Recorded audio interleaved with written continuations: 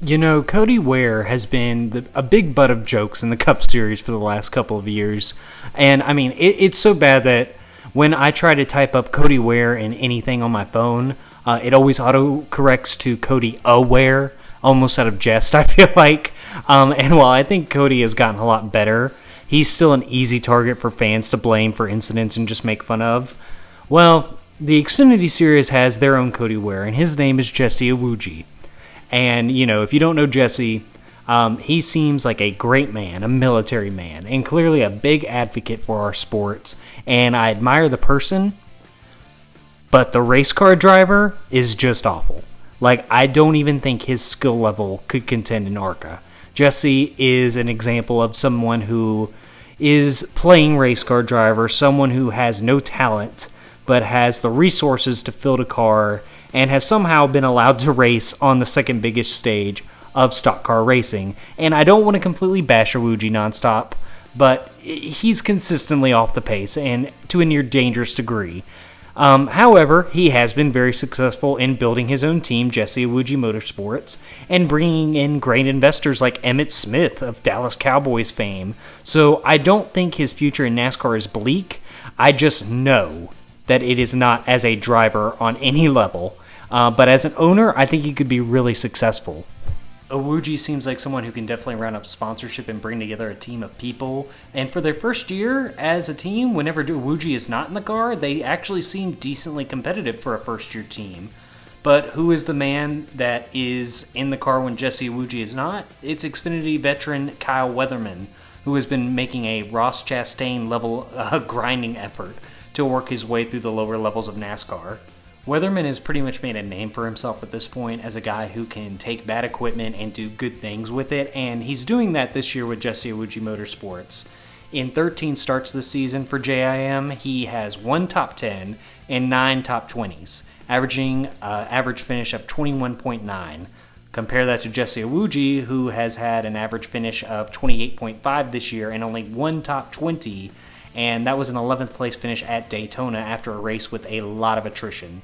Kyle Weatherman is also, this year, he wasn't driving for Jesse Iwuji, but he was driving for Mario Gosselin, got an 8th place finish at Atlanta, and Mario Gosselin, while has had decent amount of success in Xfinity compared to other underfunded teams, definitely is still very underfunded equipment, and Kyle Weatherman has done very well for him this year as well.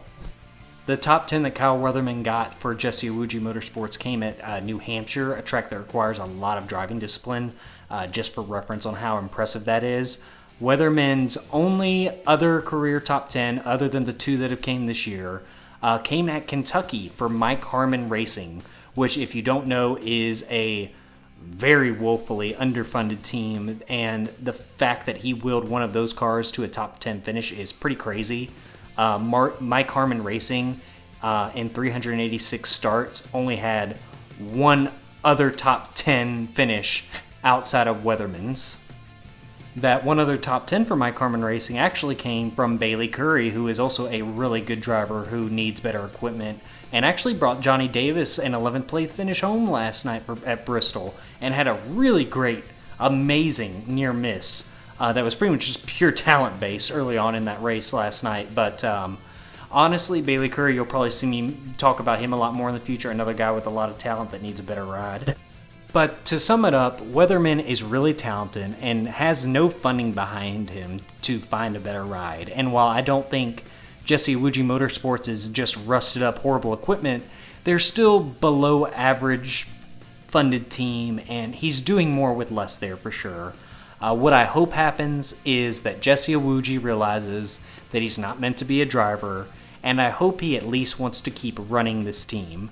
I hope he's not just funding this team to further his own racing dreams, because we need more black owners in the sport, and to also have a military man as an owner is also a great story, and hopefully Kyle Weatherman can impress some sponsors and find his way into better equipment for 2023. After all, he's only 24. He still has plenty of time to really find a decent ride and find a good home.